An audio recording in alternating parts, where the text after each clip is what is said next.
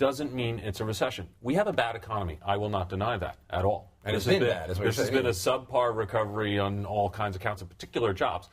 You haven't seen anything yet. It's going to get a lot worse than what it feels like now. So right now, if you think, hey, we're in a recession, it's going to get a lot worse from what you're feeling right now, because things like jobs are going to weaken. So unemployment spikes, growth goes negative as GDP starts to contract, and sales and income and all of those other things. So you think we're going to see double-digit unemployment in the next 6 months to a year? I wouldn't at all be surprised by that.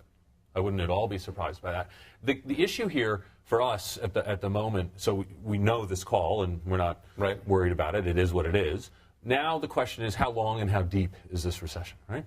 And we're looking at the forward-looking indicators for that. Now, to give you a sense of what we're thinking, and because we can't answer that today, I don't have an upturn in front of us, but back in the summer of 08, in August of 08, before Lehman went bust, our indicators were pointing to the worst recession in 30 years. That's what we were looking at. And then we had a shock. And so it was a lot worse than even we imagined it could have been because of that shock. Today, when you're looking at with that knowledge, looking at today, let's say a shock is averted. There's some things people are worried about. Let's say Europe gets its act together, right? And they somehow figure things out in Europe. Okay, so we read the paper, everything's good, they figured it out. We're still having a recession. Let's say they don't figure it out. It could be a lot worse. That's how I would read these indicators. So the best case scenario is a mild recession. Is that what I'm hearing? Oh yeah, that would be the best. That would be the best case scenario is a mild recession, and a mild recession, looking in the rearview mirror, might be 90, 91, or 2001, which were relatively mild compared to the Great Recession or other recessions.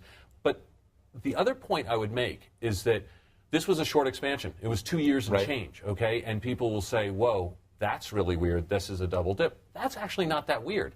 If you look, and we do, from the full history of business cycles. From 1799 to 1929, 90% of expansions were 3 years or less.